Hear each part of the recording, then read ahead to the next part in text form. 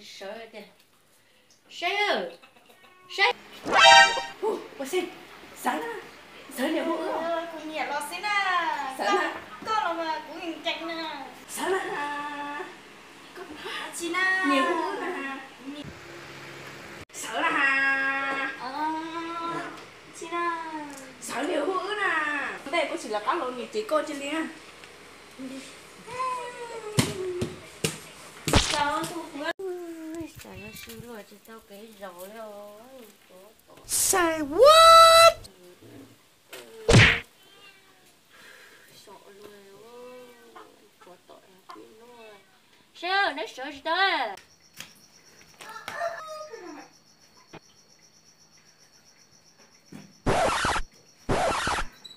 Có không có sợ chứ cạnh luôn à nhớ cháu tao ho lử nè. Có sợ tông ya. Tôi sợ tôi chết trẻ cho nếp quỷ nó rồi. Nó chỉ sợ chết trẻ liền trẻ suy tài rồi mẹ ơi. Nếu mà bác thì ước chẳng những cái à. Thôi hả chị cho mình trẻ tôi có chỗ tôi chết trẻ trẻ suy đi tao kể rồi rồi chả mất thôi tôi xăm mà. Làm trẻ mà.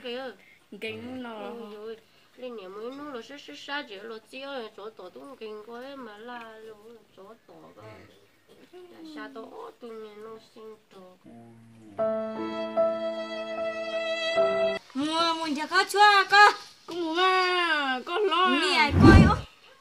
có lo có mù mà Mì ai coi nè, mua cho chua. Giao tiền mua. nó có nè chế Anh chế cú chế đi, cú chỉ chế nè. ấy có giờ chắc nó của mình có tôi mà Cho lo.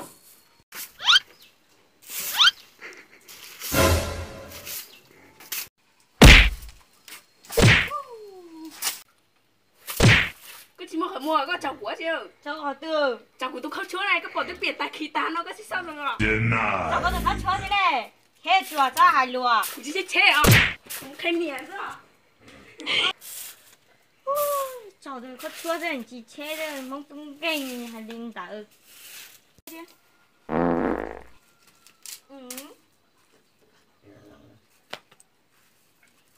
Tụ sư. Bê tụ. Lao tụ. Chi tụ. nhà tôi ở tung đây này giờ thầy tao chào Ôi dồi. Tôi chỉ ở tôi còn xài sữa giờ hành nhỉ hai nơi hai tiểu còn xanh gành nó có dọc giờ mà nhà mà chỗ tiền chính chế bảo ưa rồi giờ mà thì lâu tập tôi luôn trong mà tôi thở à số liệu của tôi nó coi chỉ mỗi tôi thả của tôi giảm chế lo tao giàu ô lý lâu chị giờ thì tiếng chị tao lo rồi để dùng một hệ là tiếng tôi lo còn là tôi thở rồi có hay giờ rồi